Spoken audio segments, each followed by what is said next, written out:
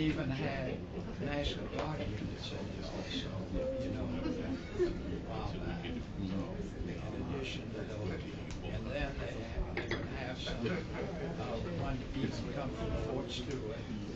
And then we had some Marine contingent that came from Paris Island. You too, man. They did no walk. Good. See you.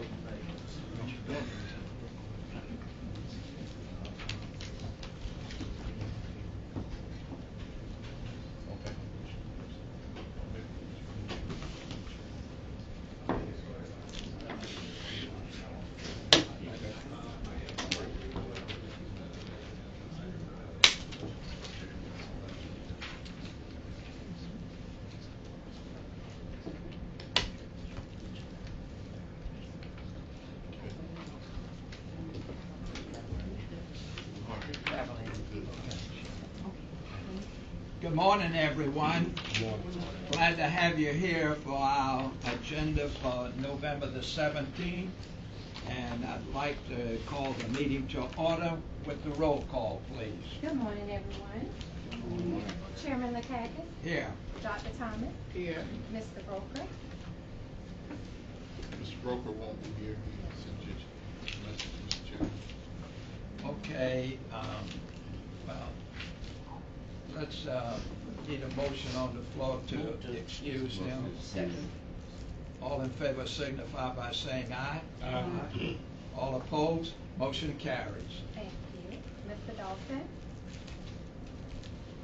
Does anybody know whether Wayne's coming or not? He's supposed to be here. He hasn't indicated that he will not. He probably come in.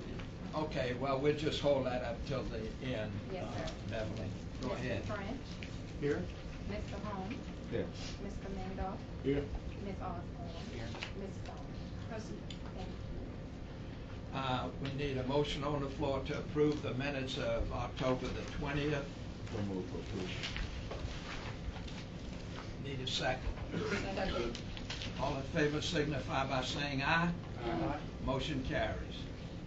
Action items, the RFP on the call policy development and research. Thank you, Mr. Chairman. Good morning, everyone.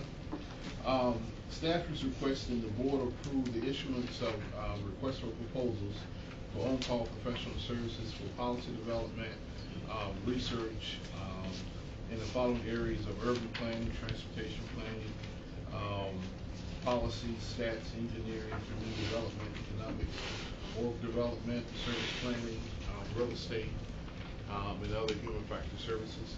The RFP would be based upon several different criteria, including experience, reference price proposals, and the percentage of DBE.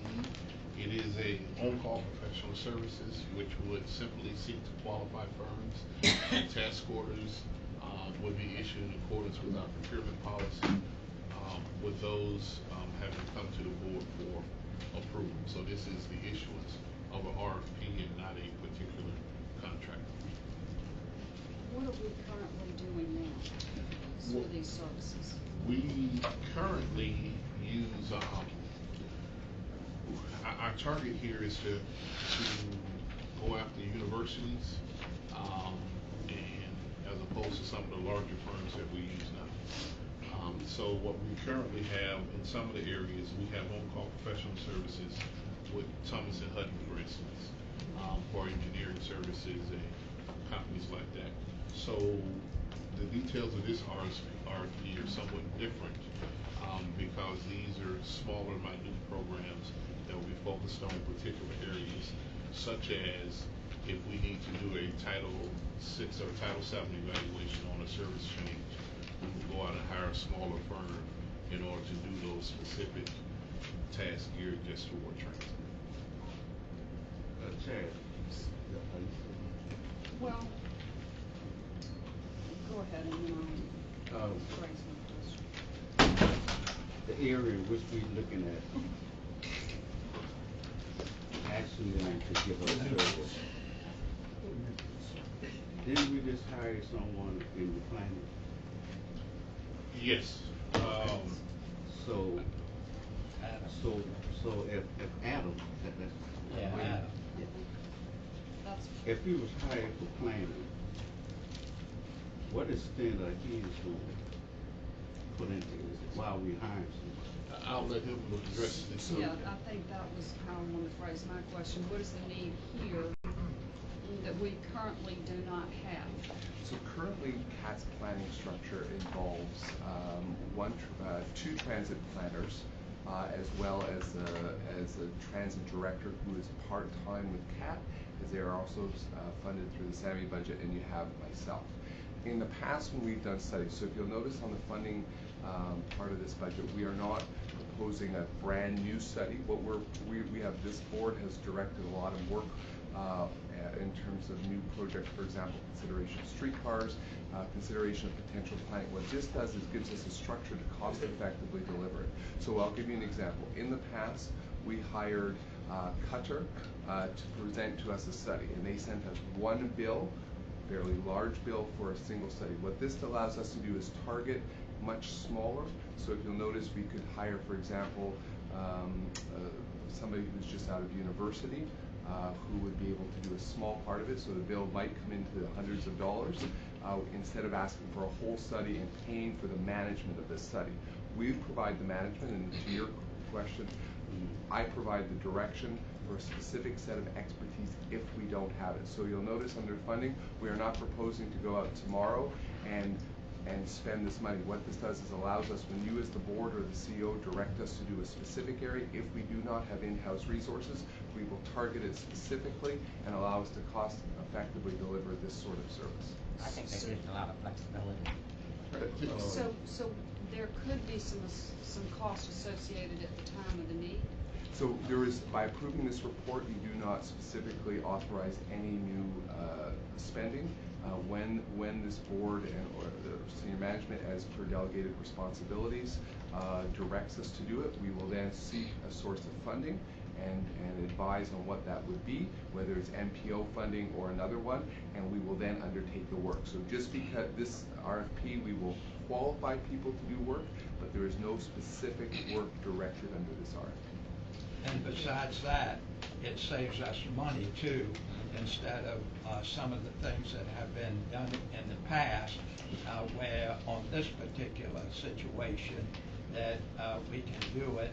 And as Adam was talking about, the staff, and we can save money in a number of ways.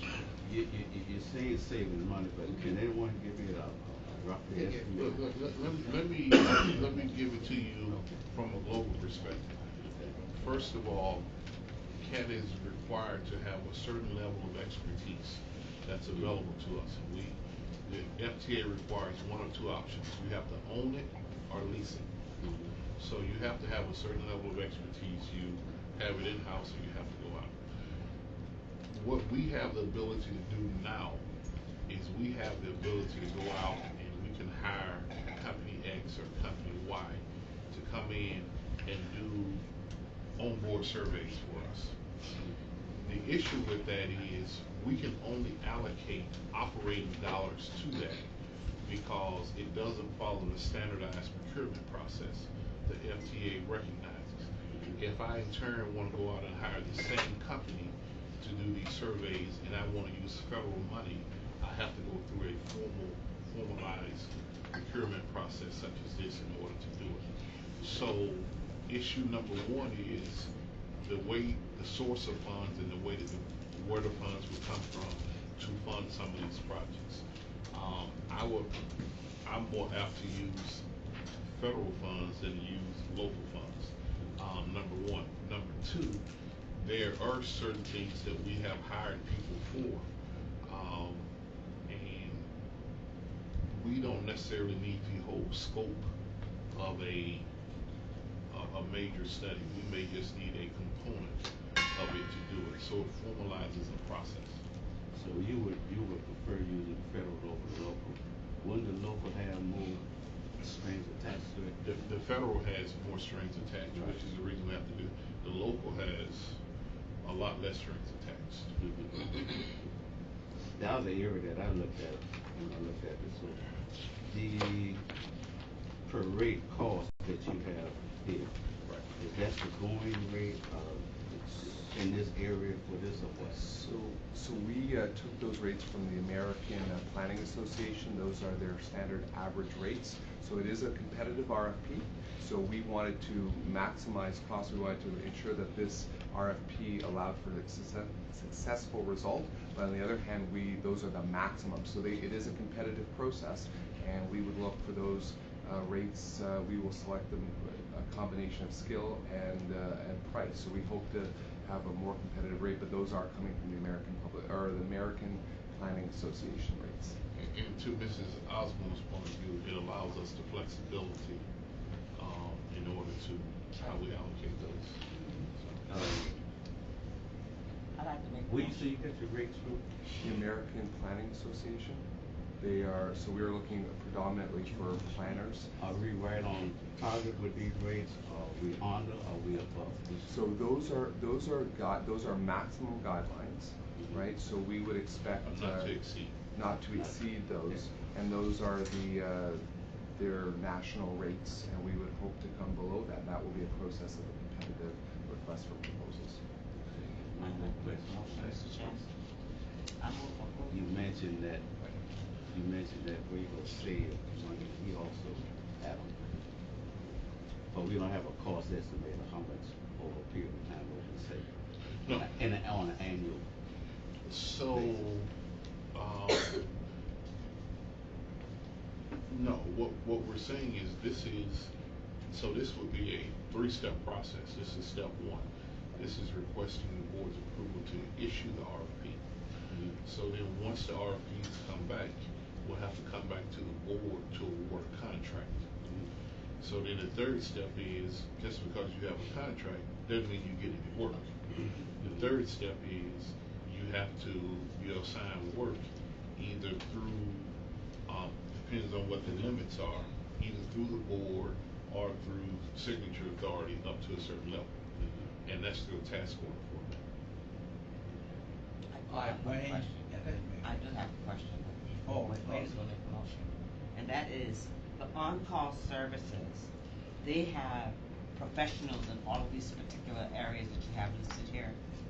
So what we envision is that individuals, for example, a younger planner, somebody who might qualify for the lower rate, and we would then look at our rate and target how we could best use those people. So we envision multiple people being pre-qualified for each of those areas so that we have a pool. And then what we're going to do, and to speak to an earlier question, we cut out the middle management. So when you hire a firm, they go and decide who gets the junior work, the middle work, and the senior.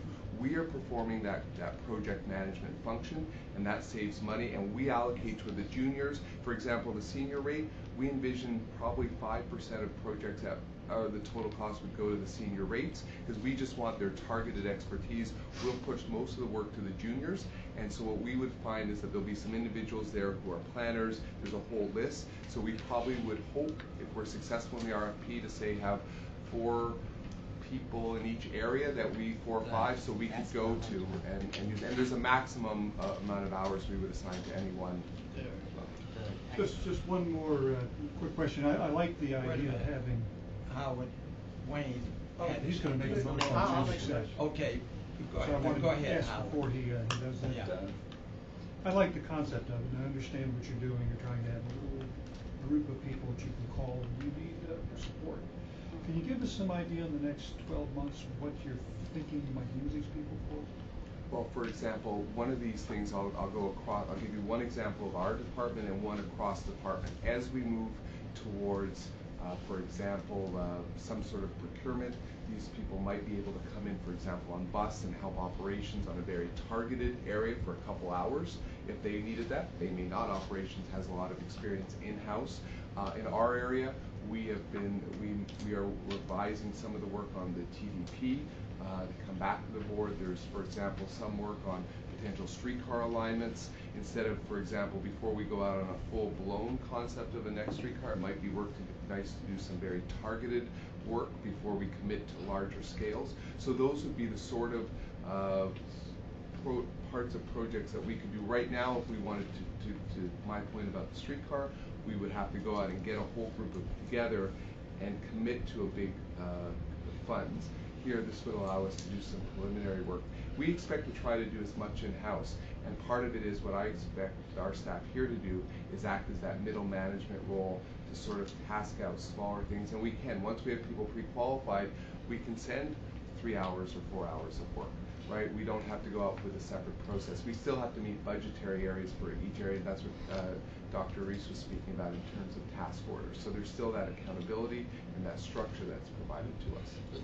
Okay, let me try and address that pretty directly.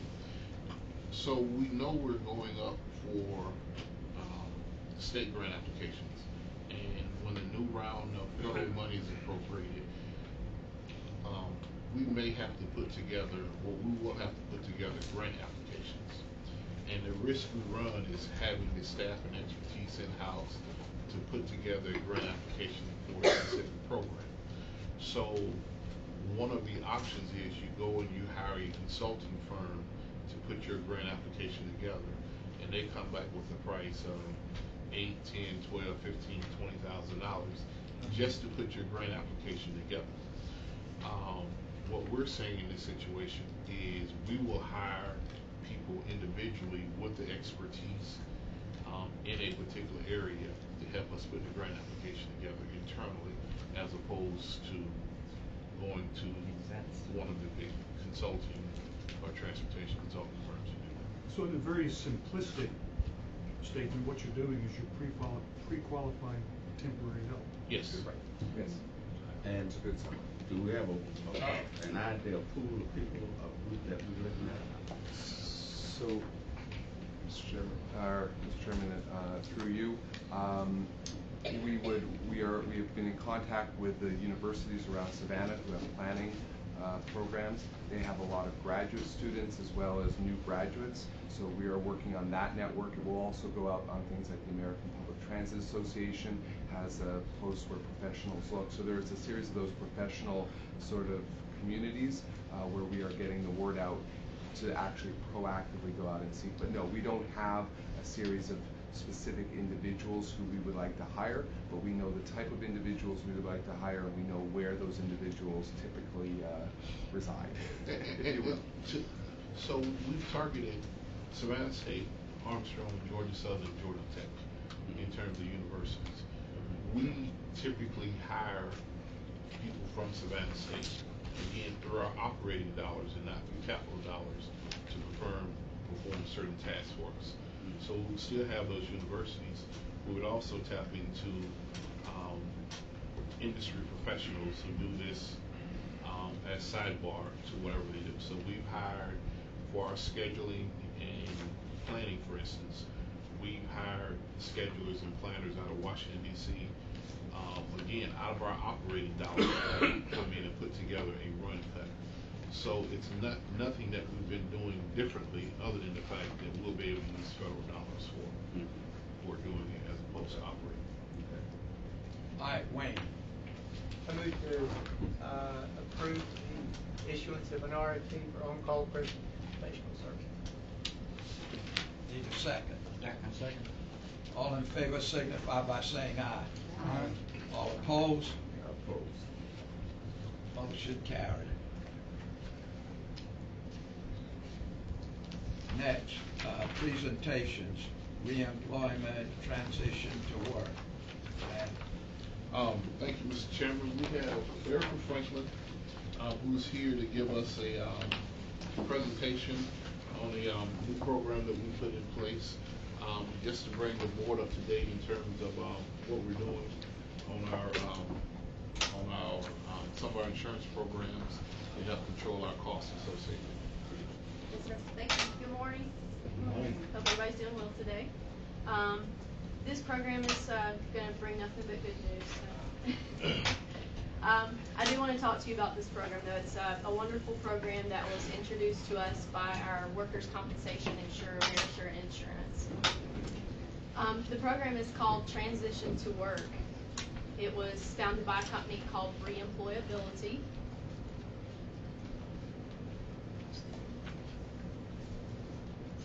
Okay. That'd be great. Reemployability is basically a company that are, as it says up there, they're experts in workers' compensation. And that is what this program is about, okay? And the program Transition to Work is what they've brought to us. And we're very excited about this program. I'm going to talk a little bit about the company first, and then we'll explain what the program actually entails, okay? Reemployability are workers' compensation experts. They are certified by the National Workers' Compensation Board, okay? They have an extensive claims background for workers' compensation claims. Their focus is vocationally focused. They place people in occupational positions. This company has been in place for over a decade, and I don't know if you can see that little bitty logo at the bottom on the right, but Inc. 5000 says they are one of America's fastest growing private companies. All right, Transition to Work is the program. What is the program? So it would provide transitional employment with a nonprofit agency for an injured worker. Basically what that means is if Chatham Area Transit has a worker that's injured, and to put it honestly, our largest workforce would be bus operators. So typically our injuries come from that workforce. They make up the largest percentage of our workforce. And typically when a bus operator is injured, they have what we call restrictions. Okay, and a lot of times those restrictions, number one is unable to drive a company vehicle, right? So what are they doing? They're receiving medical treatment, and they're possibly sitting at home. Okay, and statistics always prove that when someone sits at home with an injury, they don't tend to get better quickly. Okay, they sit at home, they do nothing, they watch TV. It's tough on them mentally, obviously physically. So this company provides transitional employment. Okay, if we're unable to accommodate temporary light duty, then they would be able to work at a nonprofit agency. Okay, so obviously it's a win-win program for both the employees and the employer. For the employee, they're not losing wages. Okay, they're making a wage. They're earning their normal wage to work at a nonprofit. They recuperate faster. They gain transferable skills, customer service. You're working at a nonprofit. Okay, so you come back with those skills when you do return to your normal duties. For the employer, obviously the employee remains connected to the workplace. And what that means is that every week you're in contact with that employee still. You don't lose that connection with them. They're not sitting at home wondering, you know, am I going to still have my job when I come back to work, things of that nature. It always reduces the length of the time of the claim is open, okay? Number one, this is the most important thing, it helps control escalating claim costs. If someone returns to work quicker, we're not stuck paying those medical bills and that indemnity payment when they're out, not making their regular wage, okay? Yes, sir. Listen, yes, sir. go over the rest of those in there, because, you know, you named a few, like for the employer. Sure. Go down and go over each one of those in there that you did not mention just now. That's important for them to know that. It is very important, yes, sir. Okay, so we talked about employee benefits, prevention of wage loss, faster recuperation time, positive social reintegration. This is very important, and I kind of touched on it, but they're not sitting at home by themselves. Okay, and that takes a toll on a person. If somebody's out for months at a time for an injury recovery, when they're not doing physical therapy or going to doctor's appointments, they're sitting at home because they really can't do much else sometimes. Okay, avoidance of disability syndrome is kind of the same thing as what occurs when someone sits at home with an injury.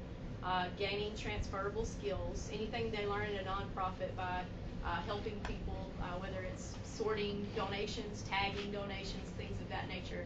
Those skills are all transferable to what they do with working with the public. Okay, improved sense of value and self-esteem. Excuse me, do you want questions at the end that accommodate you better? I have a question there. That would be better. Doesn't matter though. Go ahead. Okay, my question is, does the employee have a choice as to whether they are entered into this program? Well, we can talk about that a little bit. Basically, the process is a little later in the presentation. We okay, that's why I said, do you want questions? Okay, you know we'll get to it, sure. Yes, ma'am. Thank you. Okay, it does improve the sense of value and self-esteem for that employee. Okay, they're, like I said, they're not sitting at home wondering if they're going to be replaced or if they're going to be able to get back to work. This program is all about them understanding that this is in the process of them coming back to work to their normal duties. Okay, lessens the chance of being replaced by a new hire, obviously.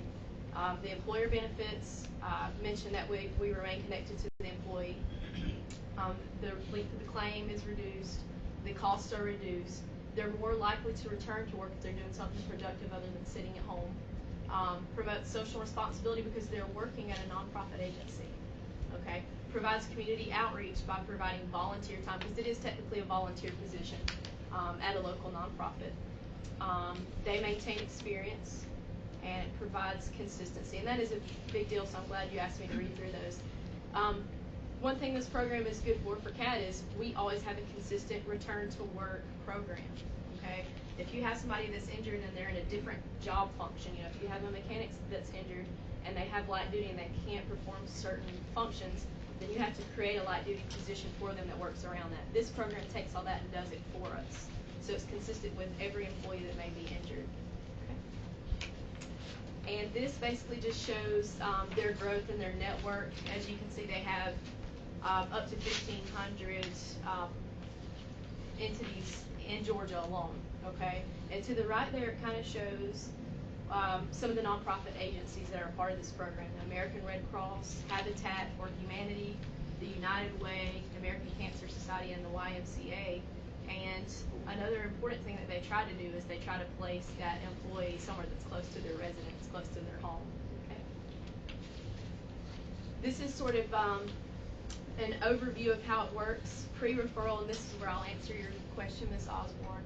Pre-referral is when we see an employee that's injured and their maximum medical improvement date is far out. It's a few months out. That person would be a good candidate for this program.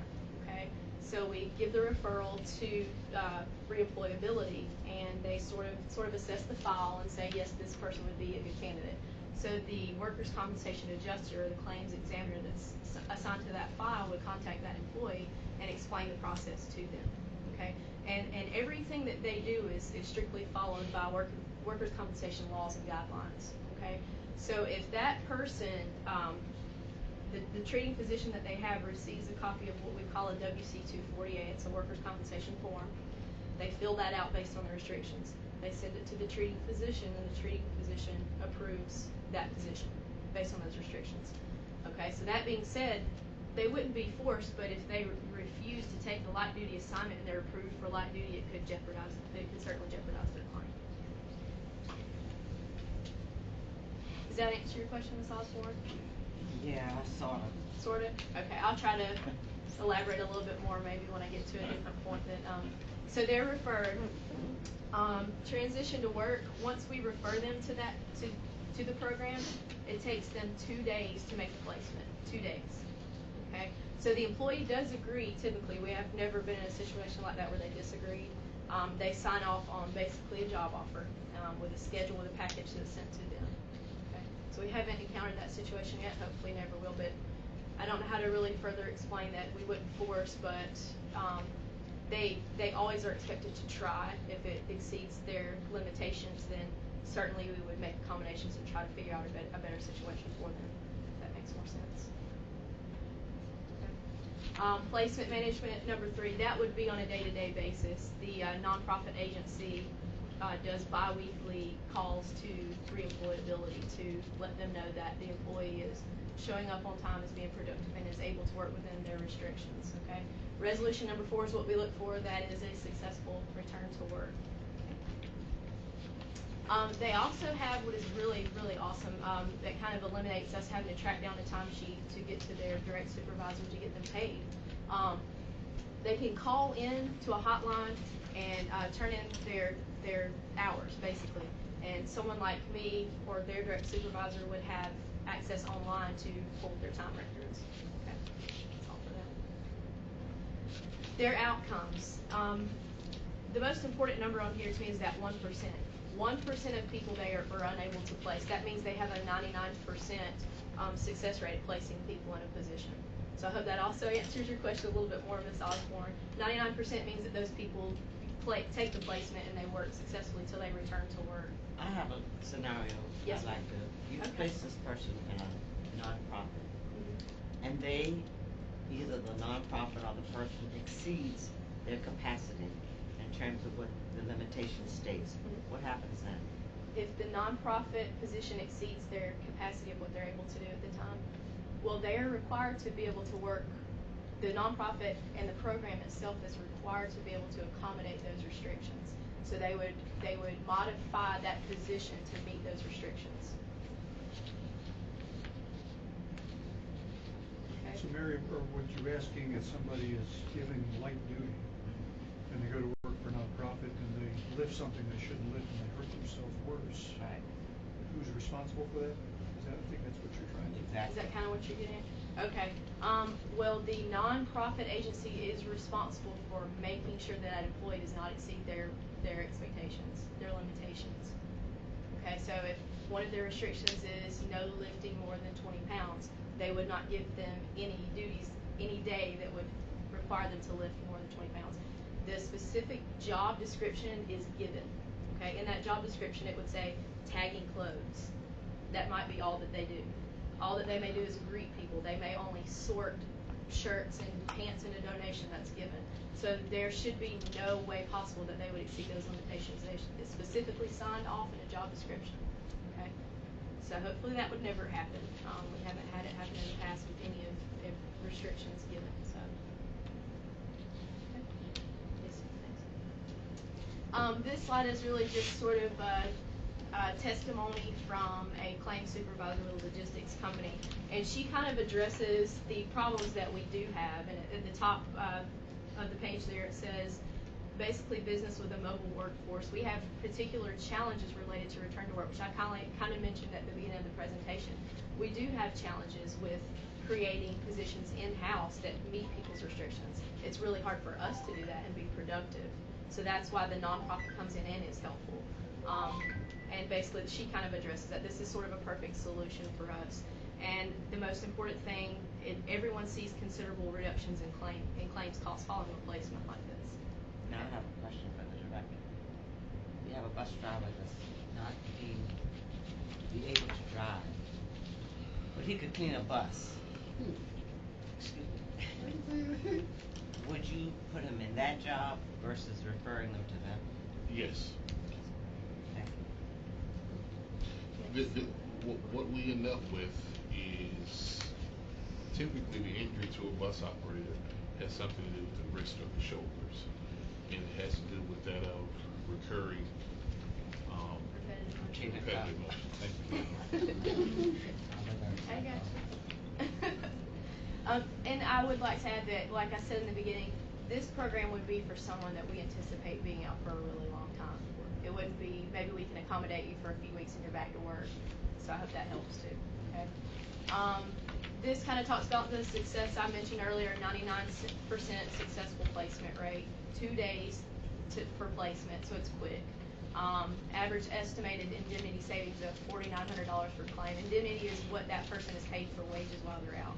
Okay, and it also has a significant reduction in medicals because they're not treating as long.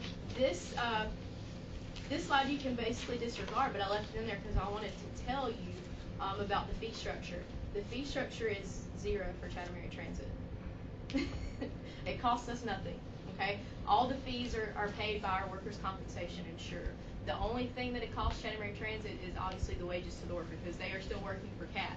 Okay, so we pay them their wages, but the program itself costs us nothing.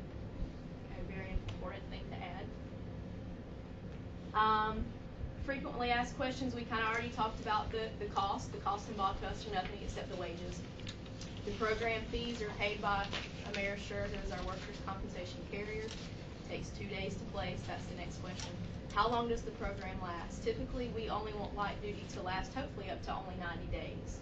Okay? Because once we get somebody in this program, it's because maybe initially the first few weeks they couldn't do anything. Okay? The restrictions were so heavy they couldn't do anything.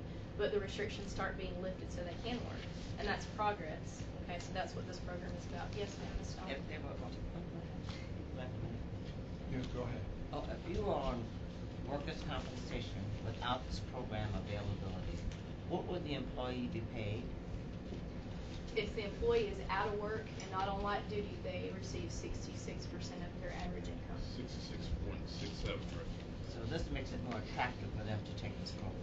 Yes, ma'am. Because they're getting paid. Yeah. They're getting paid their normal wage. That's what I'm Yes, getting. ma'am. Thank you. And what do we get paid back for workman's comp? We don't, we pay. So we pay.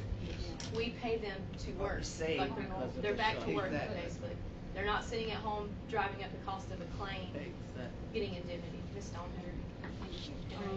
Are there any tax credits for us giving services to nonprofits if we're paying the bill? One would think. As a governmental authority, we're not subject to tax. So Well, it would just seem to me that there should be something, for CAT if we're paying the employee to go to work for goodwill. I would think that there would be some benefit in some form of a credit to Chatham Area Transit. I mean, There is the benefit to us is that we're going to pay the employee regardless of whether they work or not, and it gives some community benefit for it. I understand, but it would just seem to me that since we're providing them with the employee and paying the employee, that there should be some credit on the back end, but if there's not, there's not. under our current workers' comp insurance policy, CAT is responsible for the medical payments for a person's care and also for any other deductible payment. So with this program, as their medical expenses go down and the other out-of-pocket payments cease earlier, we do see a cost savings. Certainly. It just would seem to me, though, that it would be a logical thing to think that you would get some type of a tax credit or something if you're providing people with employees at your expense. That's all. But correct what Ms. Terry said, if a person comes back to work more quickly. Oh, I understand the benefits. You're paying less. I'm just saying less of your insurance premiums. while they're there, it would seem to me that since we are paying for that employee to go work for goodwill, that there would be something, a receipt or credit from goodwill for this organization. That's all. Okay, that's all. That's basically it for the presentation.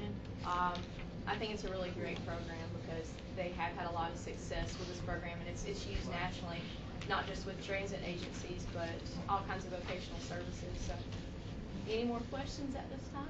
I don't have a question, but I do have a comment. Yes, ma'am. And I just want to thank you for a very fine presentation. Each meeting that I come to now, I'm ecstatic. I feel real good about transit because we've come a long, long way. And the kind of work that each of the employees or presenters on staff have come forth before us at each meeting, I am just thrilled to death. And I just want to thank you for the kind of work that you are doing to help move transit forward here in Chatham County. Thank you. Thank you. Thank you for your time. So do you need a motion, Mr. Chairman? No, we don't. Again, the emphasis here was to update the board on some cost initiatives some initiatives we were trying to take internally to help improve our financial situation, our risk associated with that. And it goes hand in hand with some of the things that we talked about during the budget process. With insurance, we'll be looking to go at some point, particularly with the workers' comp and some of the settlement claims we've had associated with that. So it was more or less in response to board comments of what we're trying to do. Mary? Feedback. Have you had any feedback from the union with regard to this? Not that I'm aware of, no. Have you presented it to them? I don't know if we necessarily have had to or anything, but I can see you had to. No, We're neighbors, aren't we? We are. We'll talk about that in the executive session. All right, that's fine. Thank you. Okay. All right. Next is the SHPO exhibit. Thank you, Mr. Chairman. For some of the members who've been on this board and been associated with CAT,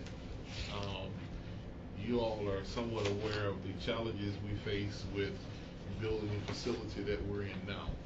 As part of that process, Department of Interior, State of Georgia required that we take into account a certain level of historic preservation, and so we've been working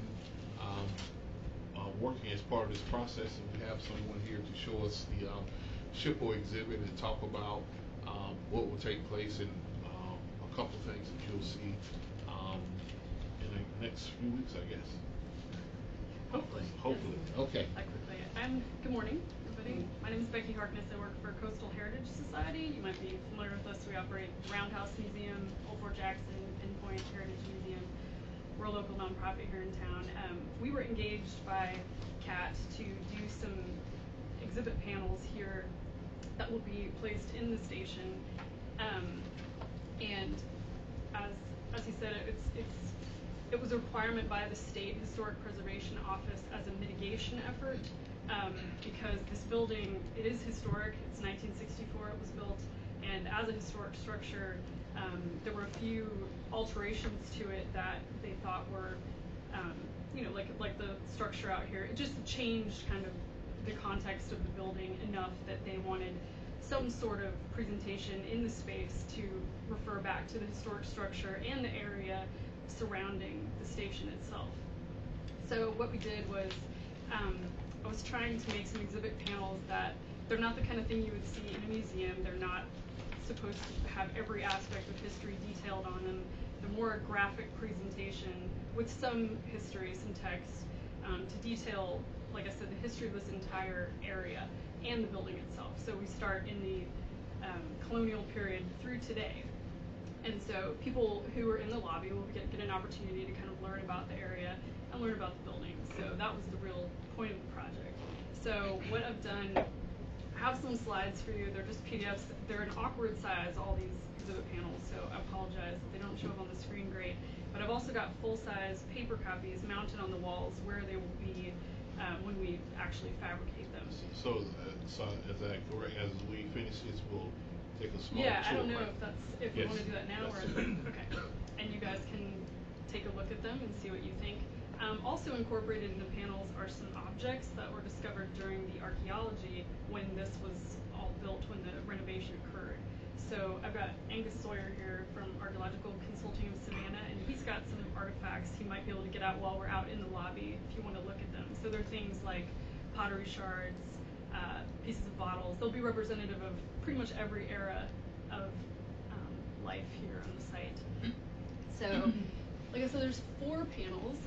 Graphically, what we were trying to do is to highlight some of the character-defining features of this building. And when I say that, I mean, what are the things that really stick out about the 1964 structure? There's not too many because this building it's very modern. It's very plain kind of in its construction, but the tile is a big feature. And so, on the outside, on the foyer, those blue and white and gray tiles that you see, and also the sign is very iconic out on the front, the old Greyhound sign.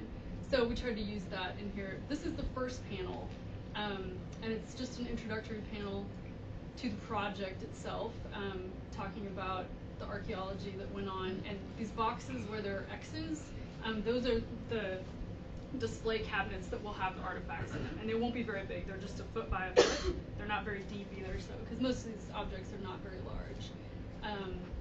So we're talking about the site evolution. In the 2013, I don't know if you can read that, shows kind of a modern map of Savannah showing where the building is with the circle around it, and then also some historic maps from 1800, 1898, 1951. It's a little dark on here, but they're brighter in real life. To show you, just to give the viewer some kind of context of where this building is in the historic context. So within this area obviously is Yamacraw area.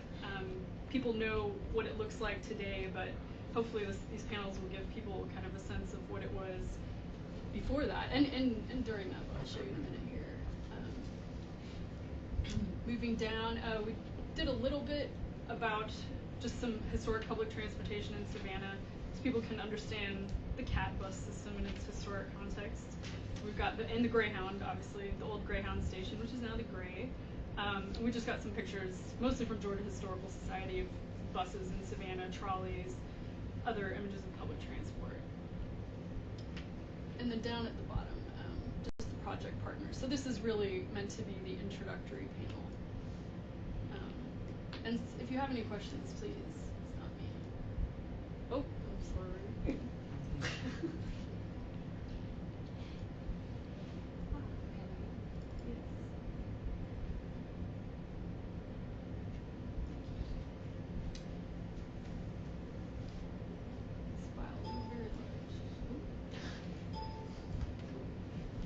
Alright, so this is the next panel. This is talking about kind of the colonial period and before 1800. So what I've found in doing the research for this project is that this area of Savannah is really underrepresented when it comes to research. There's been some archaeology over here, but in terms of preservation and anyone writing about this area, I really couldn't find much, so I had to start kind of from scratch. So, but it was really interesting. I learned a lot about this area. There's an area called Ewensburg, which is just a little bit kind of where the Thunderbird Motel is. There was an English colonist called William Ewan who came here as an indentured servant and made his way up through the ranks and became a businessman. And he ended up purchasing a lot of property over here in the mid-18th century. And so this area was well known as Ewensburg, but I've never heard anyone refer to it, I mean, in modern research materials. So that was an interesting discovery. And some of the pottery shards that Angus has would date from that period of people living in this area prior to 1800. So those boxes with the X's, again, those are the display cabinets that will contain some of those artifacts. We'll talk a little bit about the Native American experience in this area, about the Yamacraw. Why is it called Yamacraw in the first place? Because of the Indians. And then also, we've got some ads down here from William Ewan that he put in the paper, just auction ads and things about importing and exporting. Then we have a little bit about the Battle of Savannah, because one of the things that they found during the archaeology were some munitions, and the battle wasn't fought right here, but people would have had firearms, and you never know. I mean, I know the Cannonball House was not too far from here either, if any of you know about that.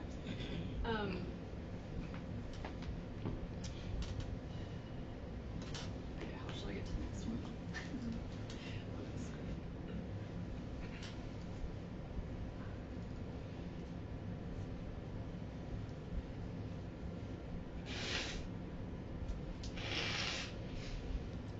This is the third panel,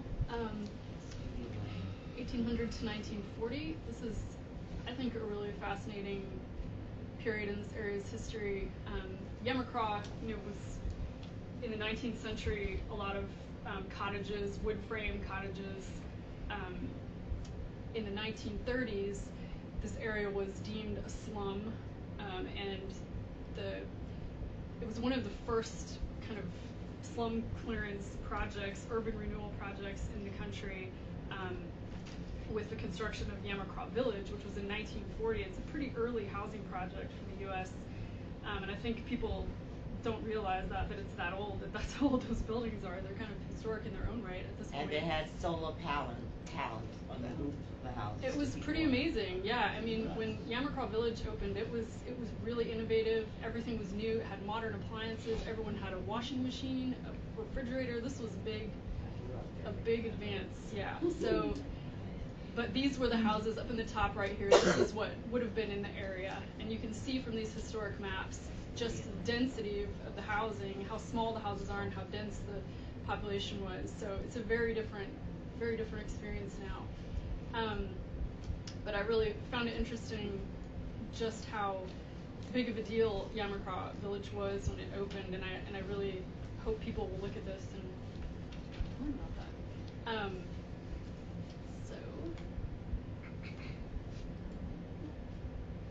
All right, and the last panel is really about the 1960s, 1950s, 60s, with the construction of the Talmadge Bridge, the old Talmadge Bridge. Traffic used to come into Savannah, visitor traffic from Highway 17, and so all the motels were out there at that time. Once the Talmadge was built, it allowed people were coming in from this direction across from South Carolina, and so this became the gateway to the city, and that's why you see the Howard Johnson's Motel, the Thunderbird, all that development, the placement of the Greyhound station relocated from MLK over here on Oglethorpe, and you really see this huge development of 1950s, 60s over in this area. Also the little visitor center, the little round one, you see is at the bottom here. That was the original Savannah Visitor Center. I'm sure some of you might remember that. But anyway, I just wanted to use old postcard views because I think they're really cool and I like the color of them. We've also got some information about the Greyhound station's construction and the big clearance project that went on in this area to construct that building. And then we've got some of the character defining features again here highlighted on the architectural plans. These are the original architectural plans for the building from 1964. So that's it.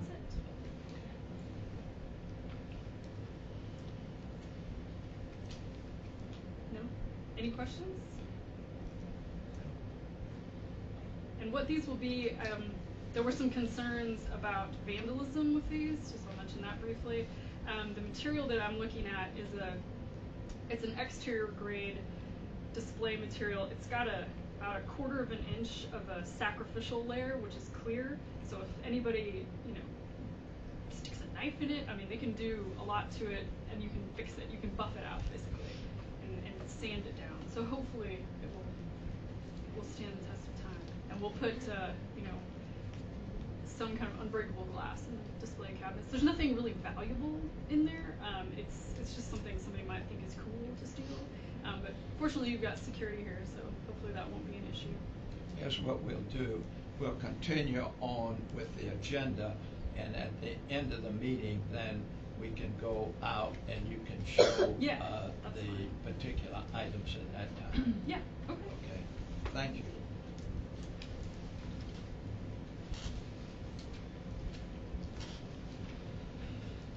Okay. Yes, sir. Executive Director's Report. Thank you, Mr. Chairman. For the month, the ridership was relatively flat. On the fixed route side, a decrease of 0.01. Curtis gives his presentation, he'll give you more detail on the particulars of it. In terms of the fare box recovery, had a fare box recovery of 18.36 on a budget of 17.7. Complaints were down. We had an uptick in preventable accidents. We had one preventable accident during the month, but as you'll see on our performance against our standards, we're doing well on that. And our passengers per hour were 21. Paratransit wise, everything was fairly consistent. There was an increase in overall productivity from 1.65 passengers per hour to 1.84. There were no new workers' comp claims. In terms of our key performance indicators, overall productivity was greater than a budget. Our overall efficiency was at $6 per hour compared to programmatic of 6.85. Safety wise, we're 0.03 per accidents per 100,000 miles. Number of complaints, 6 complaints per 100,000 passengers compared to a standard of 10. 14,800 miles between roll calls, and we are still relatively flat and not meeting the standard in terms of on-time performance. But to say that's something that we're looking at. We did have a new fare. We did have new routes and schedules going in place in October, end of October. So we're waiting to see if those changes, we'll see a significant increase in terms of the on-time performance. To that end, the new fare structure also went into place on October 26th, and it's going off relatively smoothly. A couple things to note is that we will have the board workshop coming up December 1st, as opposed to committee meetings this month, and we'll have a brief update on our financial, our system development, our operations, but we'll spend the vast majority of that time working on the legislative agenda in a workshop format, and we'll come back to the board for approval in December. Mr. Director, before you go further, at the neighborhood association meeting that I attended last Saturday, one of the residents there, and Mr. Kelly, of course, sits on the advisory board, brought to my attention that many people were not pleased with the fact that notices are now put on the seat behind the driver, and it's not visible to everybody. They used to, in the past, have them across. I don't know because I don't ride the bus per se. You know, across on a marquee or something in the front, so everyone from the bus could see it. Notices. Anything regarding Okay. cat notices, All whether right. it was a fare structure or whatever. We will look into that. Thank you. In particular, there is a notice, anytime there's a public update or public information that goes out, in addition to us doing it electronically, there's a spot behind the bus operator where notices go. But that's what they don't like. They want it. They're not there. That the notices are not there, or? No, that's not a good spot for them. That they should be more visible. I don't know how you can do that, but that's a concern that was brought, and I'm just bringing it to your attention. Whatever you can do or not do, do. Just see how it was done before. I'll take a look at it. See, instead of, it's like what Harry was saying, you know, the people get on there and they're not paying attention of exactly where they are behind the driver's seat is not what they were complaining about. Could it be incorporated into the LED? I'll take a That's look what I at it and see think what we can do, because that area is the public information area. So we'll go out and do a look and see what we can come up with. Thank you. Dr. Reef, can you remind us where the targets came from? Targets are based upon, you would saw them as part of our TDP, an evaluation among our peer cities that were used as part of the TDP. So we're judging in twofold in comparison to peer cities and national standards. So for instance, accidents, for instance, that's the national average. And other things, the financial and productivity wise, are compared to our peer cities. Okay. Anything else on your report? No, sir. To quick points, Mr. Frankie's point. That's also what we use as a standard to budget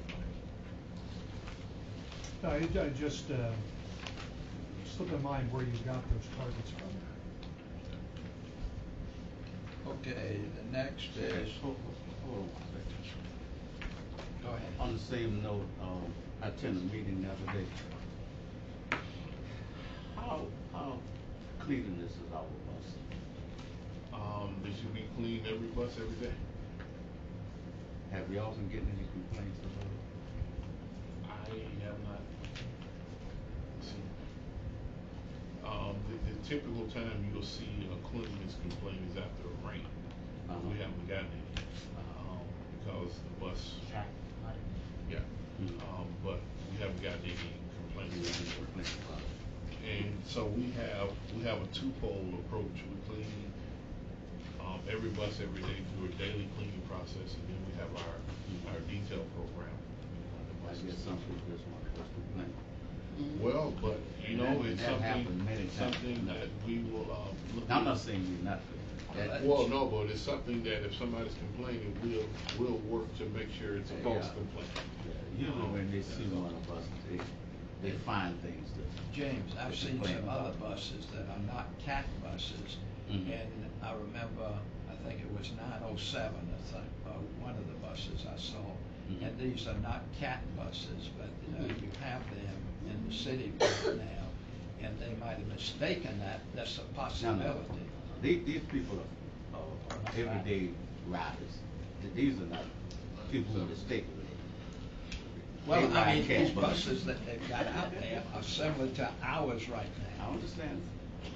But these people who are here talking about that, like I say, sometimes when they see us at a meeting, they just want to complain or something, and that could be just a complaint. We'll follow up. We should have a. I know we have a quality assurance program in place also that a certain percentage of the buses are inspected by the supervisor, and then a certain percentage of those are inspected by the manager, and a certain percentage inspected by the director. So we have two-fold cleaning process and a 3-step inspection process that should be in place. So we'll make sure. Could we put in a system where we can get a report from the maintenance director, or someone to give us a? Yes, sir. I don't know how regularly you want to do it, but can we? Certainly can. That'll kind of give us some ideas. All right. So if we schedule that quarterly, is that quarterly for the maintenance director? update? Okay. Yes, sir. All right, What about next. transportation? We do that monthly. Every month. All right, next is item 6, unit updates, and of course this is for information only. Number 1, service delivery update, safety included. Curtis? Thank you, Mr. Chairman. As you can see, and Dr. Reese alluded to, the ridership for the month of September was relatively flat. We were 0.1% up for the year. You'll notice that a lot of that is driven by, again, the weekend services down as opposed to the weekday. Paratransit, we had a really quite unbelievable month, up 24%, 12% up on the year. The water ferry, if you look at those numbers, that's really high as well. And what I talked about last month is the Beer Fest event was held in August of last year, and so this year it was September, so that's what's driving up our numbers, which is conversely drove down our numbers last month. And the interesting thing we're finding about the water ferry is we anticipated a decrease in ridership based on conventions, and we've seen an uptick, and we're pointing that to it's actually more locals who are using it now. Did we get an increase during the marathon? Oh yes, sir. Oh yeah. Quite a bit of increase. Did we get the percentage? I don't have this. No, and what happened, James, like last year, the people lined up on River Street and they had a problem, so I got in touch with Chad to put another one of the ferries on board right there. And that worked out good. And what Chad had done with his people is to make sure they're in operation. He spoke to me about it, so that since we had all of those people like on the marathon, that they coming across the river and going back, that we had full ferry service. Well, and I called the chairman because I anticipated that we would have a problem, because typically we start to see the registrations on about 20 to 30% on Thursdays and a 60-70% on Fridays. But Thursday's registration was extremely low. So we had to make amends for it for that Friday, because since the bulk of people registered on the Friday, it wasn't evenly split. So, and we came off, but we had to put some extra emphasis in place on that Friday. Helen? I'm just concerned looking at these reports, the senior circulator and Saturday ridership. Are we targeting anything to be done about these? Yes, ma'am. Well, one of the things that we had said and we noticed is that we will follow up with those, and we're still in the process of getting a program in place for the weekend ridership, the marketing for the weekend ridership. The senior circulator is a different type of service. This is the man-driven services that is in and around downtown, and we'll also look at that as well. We'll that follow was up. down pretty seriously. And then, of course, you have the Airport Express and then the Abercorn Express. And the Abercorn Express is not doing well. Well, I'll just talk about some of that. We have noticed since the change that occurred October 26th. Nick, you'll know more on the Airport Express. Yeah, certainly. So on the Airport Express, our ridership is returned back up to about our 2014 levels. This is just in the last, we've looked at the last week of data compared to With the previous. service change. Right, this is post-service change on October 26th. So we're monitoring that, and it appears to be recovering in its ridership. So I just have a comment. What about the Abercorn Express? We put changes in that, and we haven't seen there's not been a corresponding change with the 114X yet. Well, I mean, should we be running a bus that is down 83%? We're continuing to monitor it, we're continuing to market the service, and we will evaluate its longevity as we go forward here. It's only at this point less than 1 month into the service change, so I believe it's a little too early to determine its fate. But I mean, it's been running below normal for quite some time, I guess is where I'm going with this. And I just don't want to see us running buses, an express bus, if no one's using it. That's all. The number is now down to 3 per day. We continue to. Yeah. Okay, Mary? I just wanted to just offer to the board is that the city is adding an additional 11 kiosks out at the airport, and I asked consideration to be made to add the Airport Express so that when passengers get off, they realize that they don't have to automatically jump into a cab. Whether that's going to get done, I don't know, but I just want to say I did bring that up. Very good. And that's good too, because I happen to be out there waiting on someone, and a couple of the people that had just come in, hey, we can catch that now, and it's not going to cost us an arm and a leg, is what they said on that. Okay, Howard? Wayne might have been first, but we always talk about the routes where ridership is down. But this month you've got a big increase in Augusta and Skidaway. Coffee Buff, what do you know what's driving that? We added a tripper to the Skidaway, and it's doing really well. And so that's what's probably driving that up. That's what I would assume. That's the word in St. James. St. James. And BC routes. Right. Yep. Right. And so for the month of that actually was about 400 riders. So But it's a big change. It's yes. Good news to see it. Absolutely. Okay, Wayne?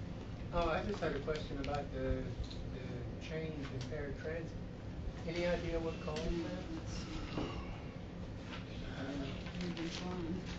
Yeah, I mean, it was kind of like a huge spike compared to what we usually see, between 6 and 8%. Right. Sometimes get to 10. We just had such a huge influx of people requesting service during that month. It was very difficult to accommodate everybody, as you can imagine. But I don't have a specific reason why so many people requested service during that month. Did you have the survey? I haven't yet. We certainly can. And do you see any offset with the Cat Freedom? Maybe more people are using Cat Freedom. It's not Cat really Freedom affecting numbers the. should be in. So. Oh, I see.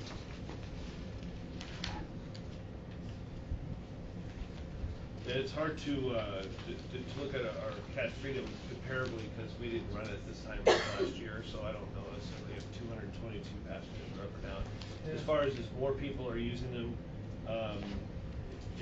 222 seems to be a pretty good number, so I would say people were using both.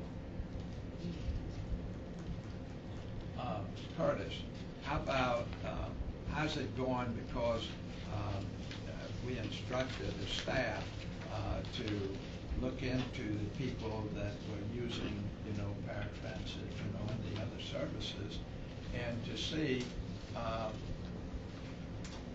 were there many people who were using the services really didn't qualify for it, and were requested to catch the regular service. Yes. So we continue to work through our recertification process.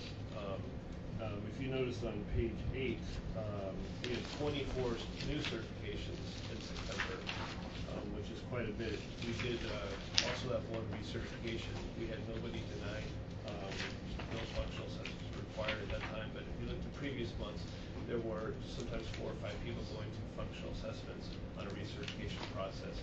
And we've had 3 appeals for people that were not allowed to ride the service, and those went to the appeal board and everything. And so that's over the course of the last 5 months. But we'll continue to go through that recertification process. And I think one of the things that we talked about just this week is we're going to increase the number in the recertification pool. Yes. What we didn't anticipate as part of this process is the number of new certifications that we're getting month after month. So we've got to put more resources in to not only do the new ones, but also with the recertification process. Just the labor hours of interviewing them, bringing them in, interviewing them, going through all the paperwork and stuff. So we have so many new people trying to get on the service that our recertifications lately have gone down. Initially they were pretty good. They dropped because we had so many people trying to get on the service. So we're gonna refocus on the recertifications and make sure we have enough manpower there to handle that. Yeah, because it's very important, Absolutely. when people are loading on here and they shouldn't be there. Yes, sir. Because sometimes, it gets that overload, that means people that, are qualified for it. Yes, sir. Have a problem. Yes, sir. Okay. Above the, while we're on page 8, above the paratransit certification, you see that our no-shows were down 60%, which is a great sign as we continue to push that agenda, because that really hurts our efficiency. And that's why our efficiency, if you see it, look on the first page, it's up because of that. So we're going to continue to drive that. Okay. Any other questions? Okay, next is the system development update. Adam. So, Mr. Chairman, you have a report in your package. It runs, I'm not going to go through individual points. I'm going to give you sort of the major points, and then I'm happy to answer questions for you. You'll notice, obviously, our marketing and outreach continues to be quite active. As a member, as a government agency, we have an obligation to be part of the community, and our outreach manager is very active in a number of different activities, and you'll see that in the report. I want to highlight a couple of things, though, in terms of what our main focus has been. As many of you will be aware, there has been consolidation of the grant processes due to some of the issues up in Washington, and so our department has been very active in sort of processing 2015 grants and in preparation for 2016 grants, which have been a condensed process. And that, of course, as you'll know from a budgetary perspective, is very critical, and so it's been a priority for this department, and you'll see those listed in number 3. They have to do with ferry grants, urban area formula grants, state grid repair grants, and some other ones. Happy to answer your questions on that matter. We've also, as per the directive of this board, have been working to expand our capacities to do intergovernmental work in Washington and Atlanta, as well as here locally at the county and local levels. So as you'll remember, we approved the award of a contract to Squire, Patton, and Boggs. They have now come on full board. We've been working with them to prepare the legislative process. We'll have a chance to discuss this in a lot of detail on December 1st, when they will be presenting along with Mr. Backer, who you're well aware of. He's also been in preparing for the December 1st meeting, when you'll see our legislative program. I want to highlight just a few other points as well. We had a successful renewal of our UPass program with Savannah State, which has been an ongoing success for CAT. We also had a chance to prepare a presentation and give it to Armstrong University, which we're excited about the possibility of moving forward in the spring vote. And similarly, we have been working, you saw with the RFP that you approved earlier today, to expand our ability to perform planning and analysis capacity. And we've also been working very hard to get our new pass vending machines up and going, working with operations, and considering the next steps in payment technology, sort of always stepping one step ahead to make sure that is in process. As part of our ongoing work, it's also the budget time, and you'll know the board, of course, will be looking forward to receiving our budget. There's a lot of analysis and preparation that we're doing in preparation for the budget, so that's been taking a lot of our time as well. And finally, I guess we've been participating in a number of area studies, including the Canal District, with our Director of Planning, who's been very active working in those areas to make sure that transit is put at the forefront in a lot of municipal planning processes. So I think, Mr. Chairman, with that, I am happy to answer specific questions, but I think that'll give you an overview in addition to the report you have in your package. Any questions? Just a comment. With regard to the Canal District, are we looking at the possibility of doing the rail from the visitor center down on that? Yes, ma'am. Yeah, two other interesting comments in here that I highlighted. One was talking to the school system again, and the other one was on page 5. Free technical assistance with City of Savannah to address safety mobility needs, blah, blah, blah. Can you give us a little more detail Sure. on that? So as you know, CAT, I think the board was surprised that CAT had been in dialogue with the school board along a number of opportunities to increase our partnerships. We're continuing that process, so there's sort of 2 phases. One of them had to do with perhaps performing some of the duties that have traditionally been assigned to school buses.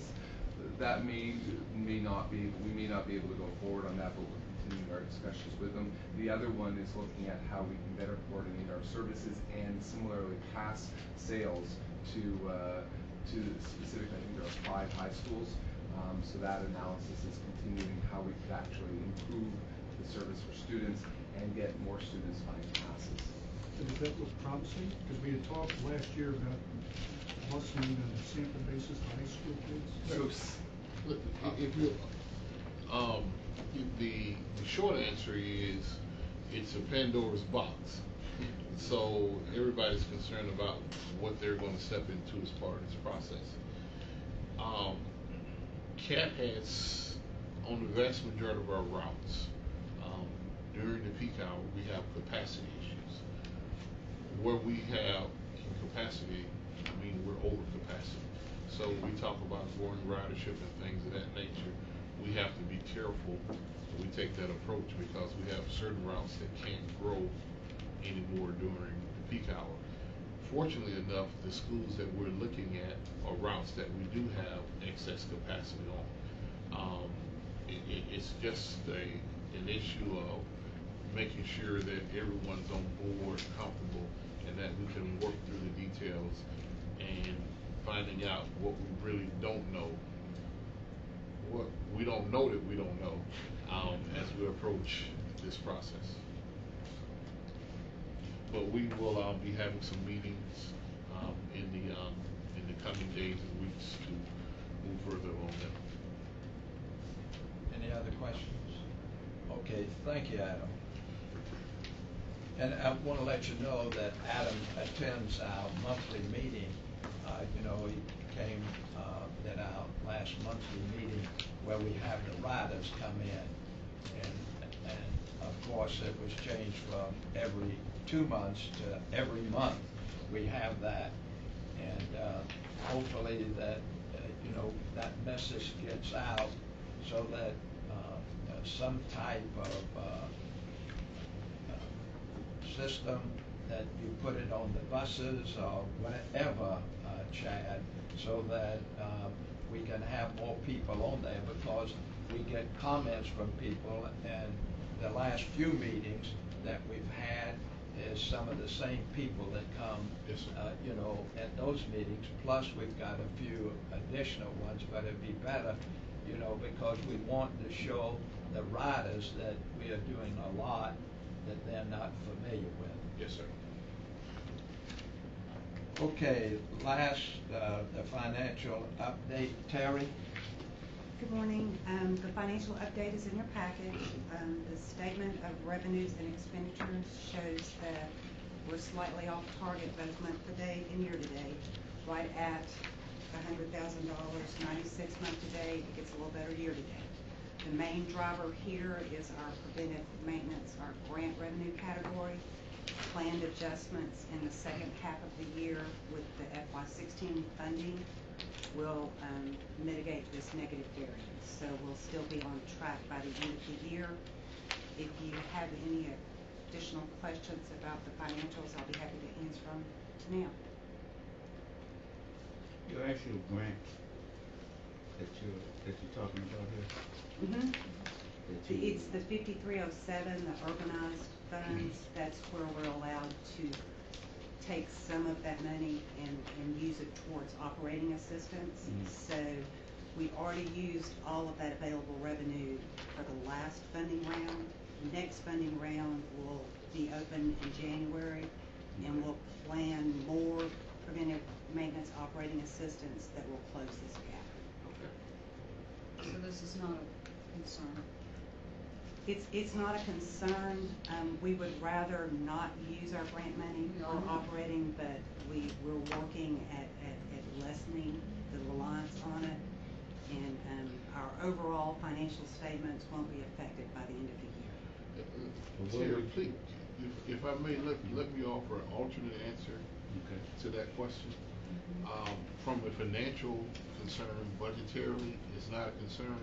From a long-range standpoint, it is a concern, because now preventive maintenance is consuming more and more of our grant amount of money from FTA, which is not growing. However, the cost to maintain certain capital assets and equipment is continuing to rise.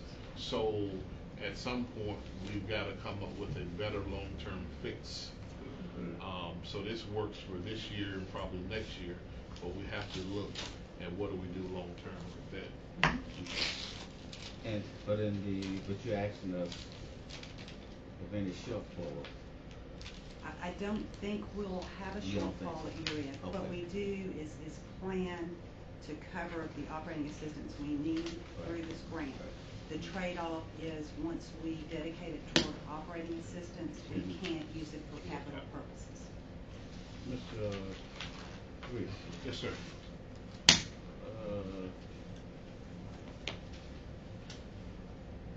Maintenance director.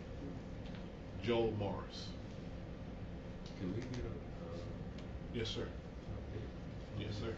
Certainly will. That'll kind of help me with something right there. Yes, sir. Okay. Will do.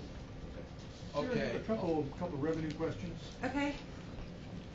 On the fare box recovery and the passenger revenue. So you're at the end of the year, you're projecting to be down 300,000 in fare revenue. Even though ridership is going up. Yes, sir. We hope that projection will there'll be a smaller deficit based on past structure changes we've made in October. It's too soon to tell, but we're hopeful there. The shift from passenger fares to agency fares covers it overall, but it doesn't show in the fare box recovery ratio because agency fares are not included in that calculation. And then the employee pass program, you're projecting half of what you budgeted? Yes, we have one participant right now, and we are hopeful that we'll be able to at least bring another partner on board. If we can bring that partner on board, then we'll meet our budget target. If not, it will remain a deficit that we'll have to cover with other revenues. And who is our other target that we're trying to get? I know we participate with the city of Savannah. We're talking with the county based on their interest from their budget process last year. And I can ask Adam or Nick to that would be me. You're absolutely correct. That's where we're at. So really, the employee pass program, and we talked about JCB and all the manufacturers. This is really those haven't taken off yet. Just a governmental program.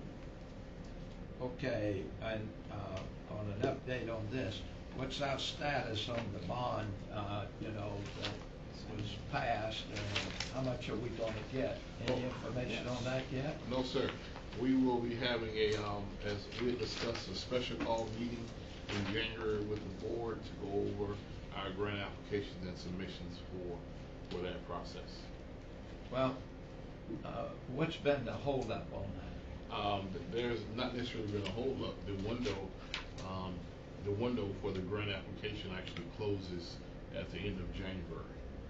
And so, as you recall, during the last month's board meeting, we put some steps in place to begin to prepare for that with our TOD developments, park and ride evaluations, as we move along the path to get the application developed and submitted. Okay, and let's make sure that, in that, we have the second largest transportation system in the state of Georgia. MARTA is number one.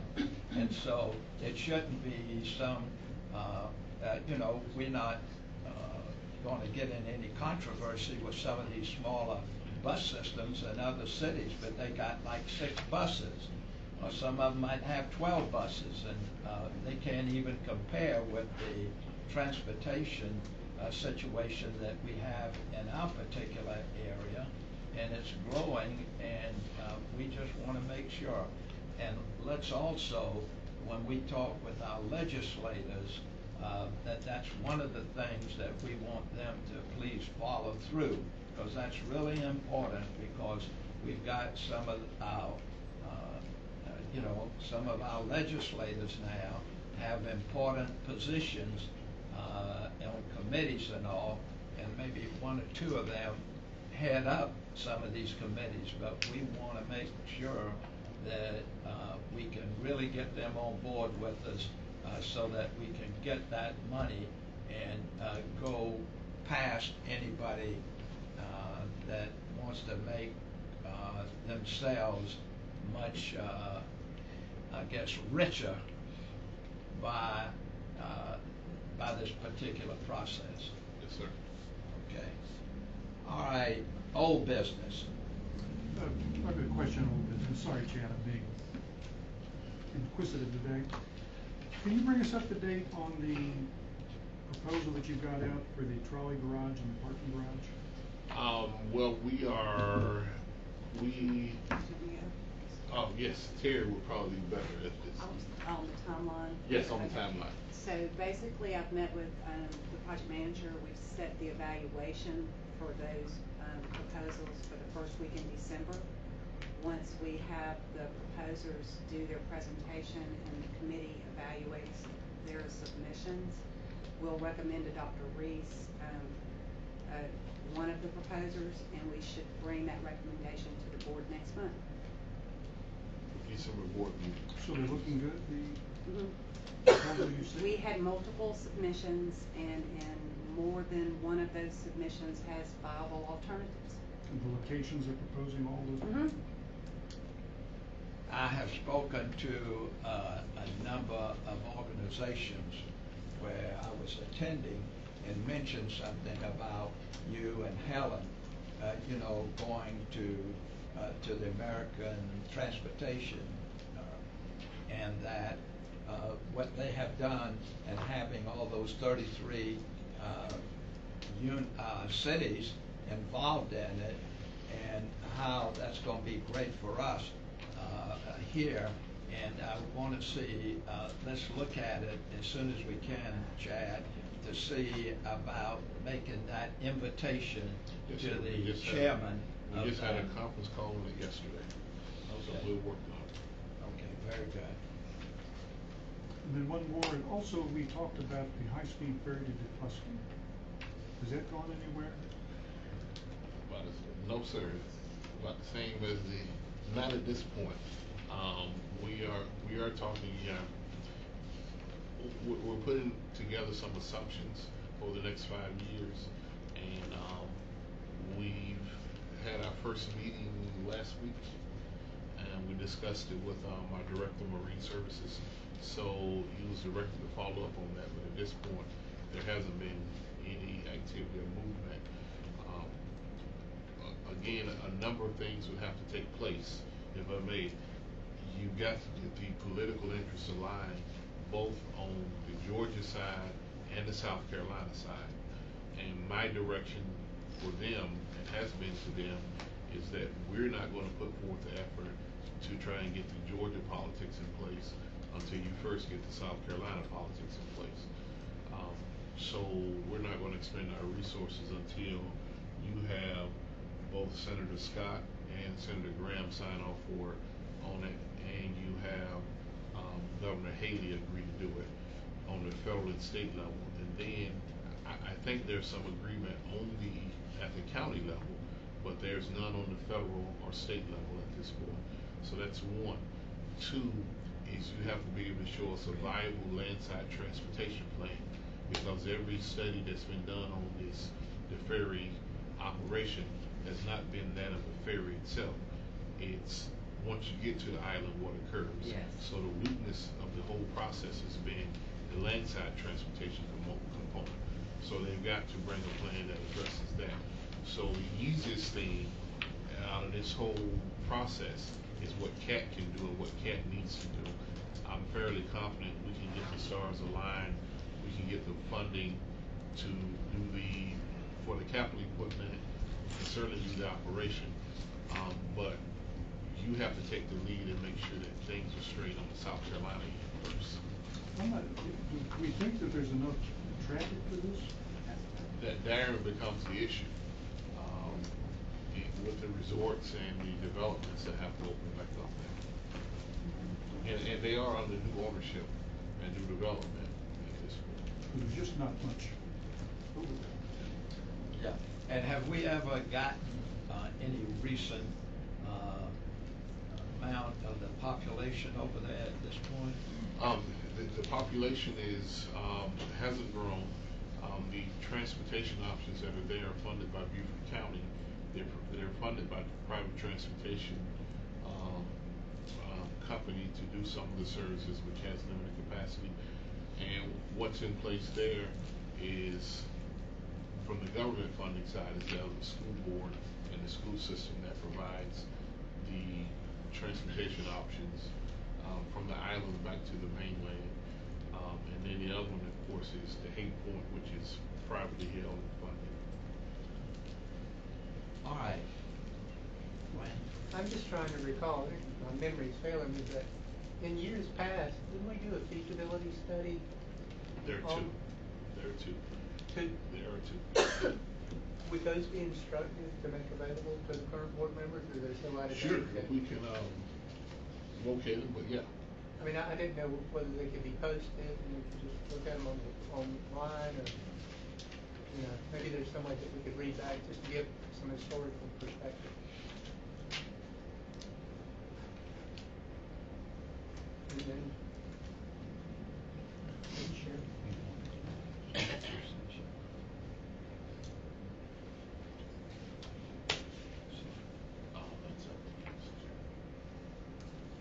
Well, let's do this so that we don't have to come back in and do different things. Of course, we see, well, anything else on new business, Chad? No, sir. Okay. We are going to see about having an executive session, and we'll go ahead and do that, and then take the tour for the historical information that we'll be getting. So we need... and the executive session will be for personnel reasons and for litigation. Mr. Chairman. You need a motion, Mr. Chairman? You need a motion? Yes. I move that we go into executive session for the purpose of litigation and personnel. Second. We have a second. All in favor signify by saying aye. Aye. All opposed, motion carries.